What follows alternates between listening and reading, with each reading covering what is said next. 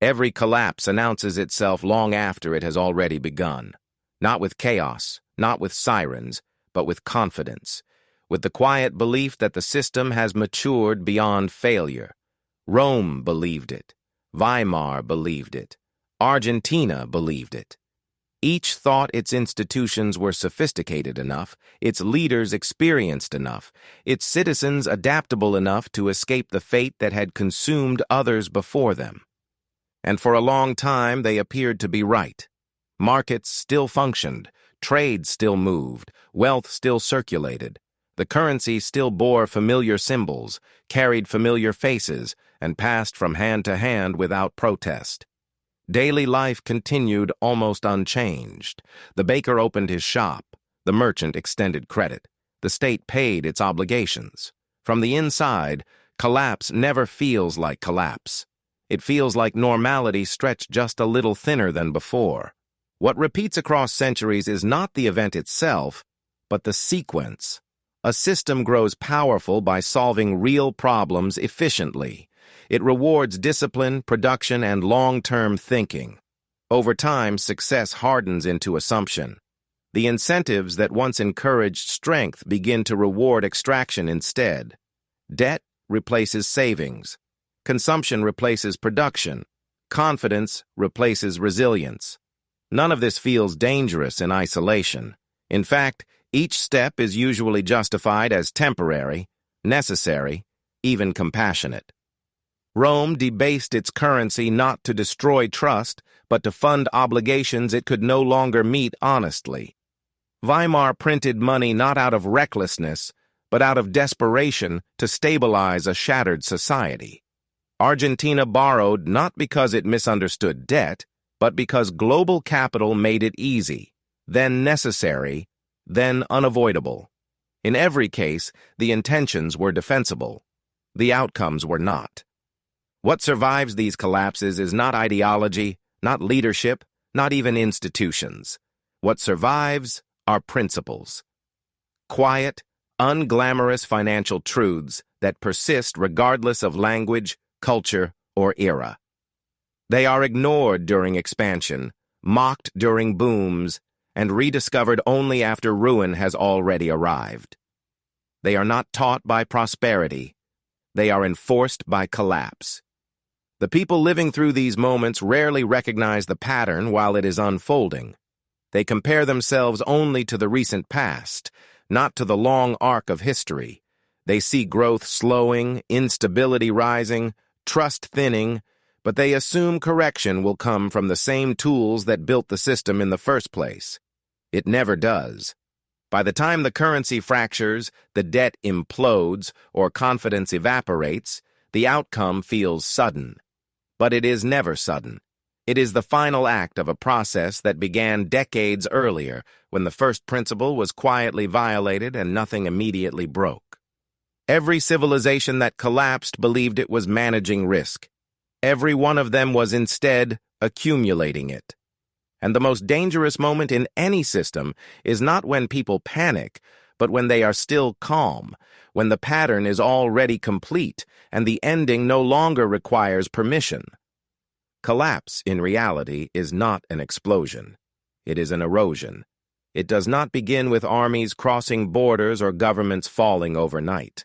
It begins in balance sheets, in incentives, in the quiet distortion of value. Political and military failure are late symptoms. Economic failure is the root. Large-scale collapse follows a recognizable progression, regardless of era or technology. It starts with expansion. Productivity rises. Trade deepens. Institutions grow more complex, more capable, more trusted. This phase can last generations. It creates the illusion that the system itself is permanent, when in fact it is only temporarily aligned with reality. The second stage is saturation. Easy gains are exhausted. Growth slows, not because the system is failing, but because it has already succeeded. At this point, maintaining the appearance of progress becomes more important than improving fundamentals. Debt quietly replaces productivity. Financial engineering replaces real output. Risk is not eliminated, it is redistributed and obscured. The third stage is distortion. Incentives shift. Those closest to the system benefit most from its complexity, while those furthest from it carry the cost. Currency becomes less a store of value and more a policy tool. Credit expands faster than income. Consumption rises even as productive capacity stagnates. This stage feels stable, even sophisticated. It is often celebrated as innovation. The fourth stage is dependency. The system can no longer function without constant intervention. Markets expect support. Institutions expect rescue. Individuals expect protection from volatility. Each intervention appears justified, even necessary, but each one further disconnects price from reality. Discipline erodes, not through negligence, but through design. The fifth stage is fragility. Shocks that would once have been absorbed now cause outsized damage. Confidence becomes the primary stabilizer, replacing reserves, savings, and margins of safety. Narratives matter more than numbers. The system still functions, but only as long as belief holds. The sixth stage is acceleration. Small failures cascade. Capital flees not because conditions are catastrophic, but because alternatives suddenly look safer. The velocity of decline increases. Trust, once lost, cannot be legislated back into existence. This is the point at which collapse appears sudden to those living through it. The final stage is reset. Obligations are wiped out, formally or informally. Currency is redefined. Power structures shift. The system that emerges is smaller, simpler, and more constrained. It does not reward the same behaviors as the one before it. What makes this pattern so difficult to recognize is that no single stage feels fatal. Each transition appears manageable. Each warning is dismissed as exaggerated. Collapse is not caused by one decision, but by a sequence of reasonable decisions made under narrowing constraints. And once a system enters the later stages, reversal is no longer a matter of intent. It becomes a matter of arithmetic, incentives, and time. Rome did not collapse because it lacked power. It collapsed because it lost financial coherence while appearing politically dominant. At its height, the Roman Empire controlled trade routes spanning continents, commanded unmatched military force, and administered one of the most sophisticated bureaucratic systems the world had ever seen. Its early strength rested on discipline, hard currency, restrained spending, and an economy anchored in real production, agriculture, labor, and conquest that paid for itself. For centuries, Roman money meant something. The silver denarius held consistent value. Soldiers were paid in reliable coin. Taxes were predictable. Wealth moved through the empire. But it also stayed within it, reinforcing stability. Expansion funded the state, and the state protected expansion. It was a self-reinforcing loop grounded in tangible output. That balance began to break when expansion slowed. Borders hardened. New conquests no longer paid for themselves. Military costs kept rising, but productive inflows did not. Instead of reducing obligations, Rome chose distortion. Silver content in the denarius was quietly reduced. The coin looked the same, spent the same, but contained less. At first, no one noticed. Then merchants raised prices. Soldiers demanded more pay. The state responded by minting more coins. This was not reckless behavior. It was rational under pressure. Rome had commitments to armies, to cities, to grain distributions that kept social order intact. Cutting spending risked instability. Debasement appeared invisible by comparison. The problem was not moral failure. It was incentive failure. As currency weakened, real productivity declined. Landowners shifted from production to rent-seeking. Large estates replaced small farmers, concentrating wealth while shrinking the tax base. Rome consumed more while producing less. Imports increased. Precious metals flowed outward in exchange for goods the empire no longer made efficiently itself. Wealth passed through Rome but failed to remain there. Debt, though not modern in form, accumulated through obligations Rome could only meet by further distortion. Taxes rose, not to fund growth, but to plug gaps. Compliance fell. Barter returned in rural areas as trust in coin eroded. The economy fragmented along class and regional lines. The empire still looked immense from the outside, but internally it was hollowing. Social consequences followed predictably. The middle class thinned. Dependence on state distributions increased. Military loyalty shifted from the state to individual commanders who could guarantee pay. Political authority fractured because financial authority already had. Rome's fall was not a single moment. The city was sacked multiple times after the economy had already failed. By the time the Western Empire formally ended, the financial system that once sustained it had been gone for generations. What survived Rome's collapse were not its institutions, but certain truths. Hard value cannot be diluted without consequence. A system that rewards extraction over production will consume itself. And when money stops functioning as a stable measure, every other structure built upon it begins to fail, slowly at first, then all at once. The same principles would reappear centuries later in a very different society, convinced that history no longer applied to it. Germany in the early 20th century believed it had discovered a way around history. It was not an empire built on conquest like Rome, but an industrial state built on precision, education, and administrative competence. Its factories were efficient, its workforce was skilled, its financial institutions were modern. When the First World War ended, Germany did not see itself as structurally broken. It saw itself as temporarily constrained. The Weimar Republic inherited enormous obligations, war debts, reparations, social commitments, without the political or economic capacity to meet them through growth alone. The productive base of the country was damaged but intact. What was missing was time. Time to rebuild exports. Time to restore confidence. Time to allow real income to catch up with obligations already fixed in nominal terms. Faced with this mismatch, policymakers turned to the most flexible tool available, the currency.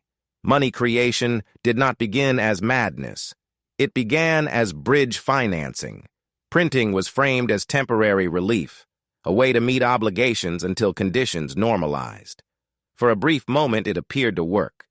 Employment rose. Output resumed. The state met its payments. Normal life returned. But the underlying imbalance never closed.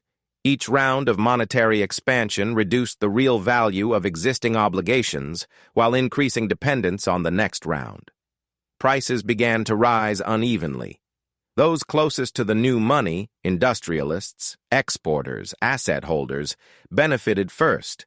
Wage earners and savers absorbed the cost later. Trust eroded quietly, then rapidly.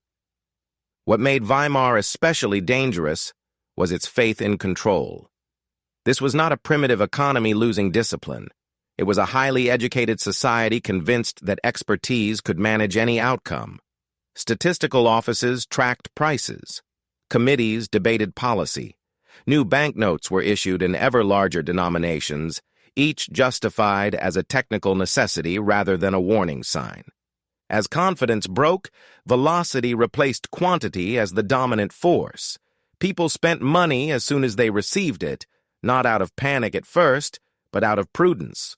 Holding cash became irrational. Contracts shortened. Credit disappeared. The financial system stopped functioning as a coordinating mechanism and became a conveyor belt for instability. Social order followed the economy downward. Savings accumulated over lifetimes were erased in months. The middle class, once the stabilizing core of German society, was destroyed financially without being defeated militarily. Faith in institutions collapsed because those institutions had obeyed the letter of their commitments while violating their substance. Eventually, the currency was reset. New money was introduced. Stability returned. But the damage was irreversible. The financial collapse did not merely impoverish the population, it rewired incentives and trust.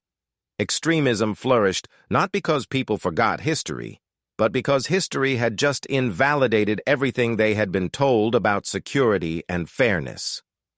Weimar's lesson was brutal and precise. A currency can survive only as long as confidence in its future purchasing power survives.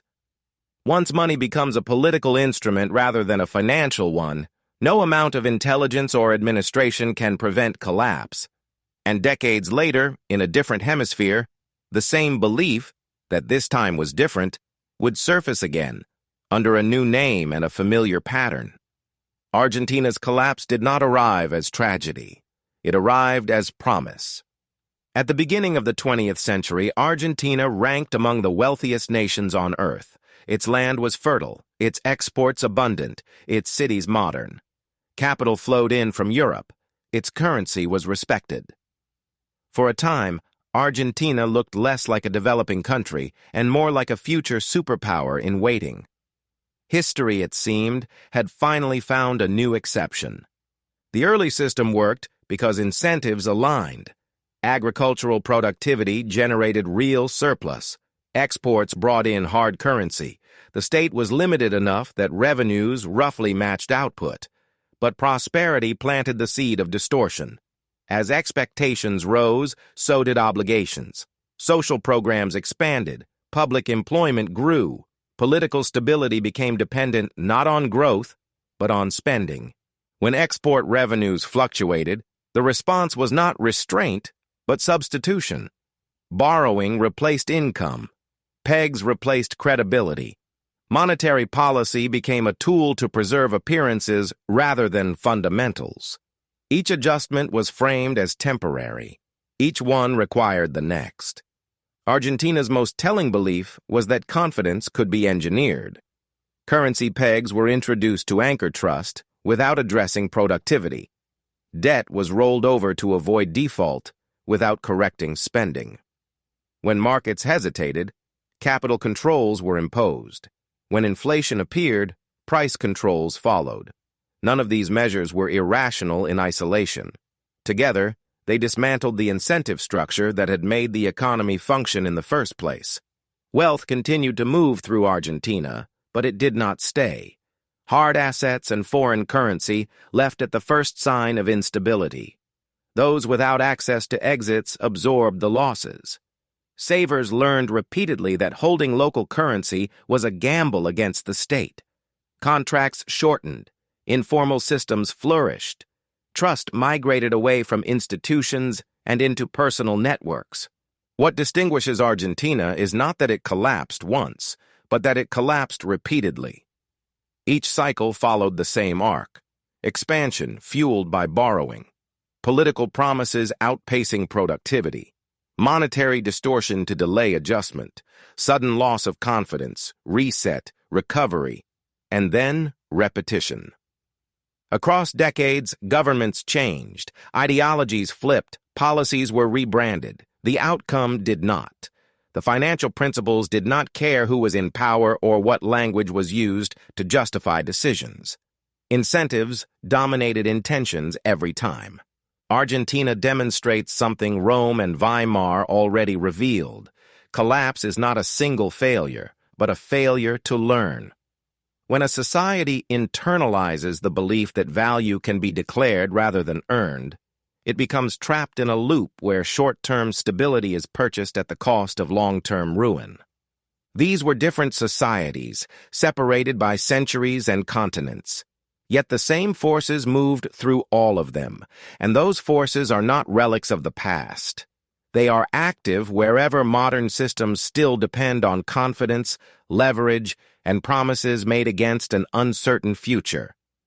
The modern financial system operates on a scale Rome could not imagine, with instruments Weimar never possessed, and capital flows Argentina could only react to. But scale and sophistication do not change structure. They only mask it. The same forces that shaped past collapses are embedded in today's system, not as anomalies, but as foundations. Debt is no longer a temporary tool. It is a permanent feature. Growth is expected to outpace obligations indefinitely, even as productivity gains slow and populations age. Monetary expansion is normalized, not as emergency response, but as routine management. Asset prices are treated as indicators of health, even when they rise faster than the real economy that must ultimately support them. Incentives reveal more than intentions. Financial institutions are rewarded for leverage, not resilience. Governments are rewarded for spending, not restraint. Consumers are rewarded for participation, not savings. Risk is not removed, it is concentrated and delayed. Stability is maintained not by surplus, but by confidence that support will always arrive in time. What makes the modern system feel different is narrative control. Data is abundant, models are sophisticated, communication is constant. Instability is framed as volatility, volatility as opportunity. When distortions appear, they are explained as necessary adjustments to unprecedented conditions. The belief persists that because the system is complex, it is also controllable. But complexity does not eliminate fragility. It redistributes it. As in earlier collapses, productivity struggles to keep pace with expectations. Real output grows slowly, while financial claims multiply rapidly. Wealth concentrates around access to capital rather than contribution to production. The distance between those who benefit from the system and those who fund it widens quietly, then politically. Currency remains functional, but increasingly as a mechanism of policy rather than a neutral measure of value. Confidence is sustained through credibility, not convertibility. The system holds together because participants believe others will continue to believe. History does not suggest that this belief suddenly disappears without cause. It suggests that it erodes gradually, then fails rapidly when incentives finally diverge too far from reality. Systems do not collapse because people stop believing out of fear. They collapse because believing becomes irrational. The modern parallel is not a prediction. It is a reminder. The same principles that governed Rome's coinage, Weimar's banknotes, and Argentina's cycles still operate beneath today's abstractions. They do not announce themselves. They wait. And when they begin to assert themselves openly, the system will not feel unfamiliar. It will feel eerily consistent with everything that came before. Late-stage systems rarely feel unstable. They feel managed. By the time a system reaches its final phase, most visible risks have already been absorbed, postponed, or reframed. Institutions have learned how to smooth volatility, how to intervene quickly, how to communicate reassurance before uncertainty spreads. Each successful intervention reinforces the belief that the system is resilient, even as it becomes increasingly dependent on constant support. This is the paradox of acceleration. The tools designed to stabilize the system also compress risk into narrower windows. Failures become rarer, but more severe. Warnings are not ignored because they are unknown, but because they are familiar. Each alert resembles the last one that passed without consequence. Over time, caution is reclassified as pessimism. Institutional denial in this phase is rarely explicit. It takes the form of technical language, narrow metrics, and selective framing. Problems are described as localized, temporary, or already addressed. Responsibility is fragmented across agencies, committees, and mandates, ensuring that no single actor appears accountable for systemic outcomes. The system does not lie to itself. It convinces itself. Risk normalization follows. Behaviors that would once have been considered extreme become standard practice. High leverage is justified by low volatility. Persistent deficits are explained as investment. Monetary expansion is described as neutral. Each step is supported by precedent, because the last step did not break the system. Public confidence remains intact not because conditions are strong, but because alternatives appear worse.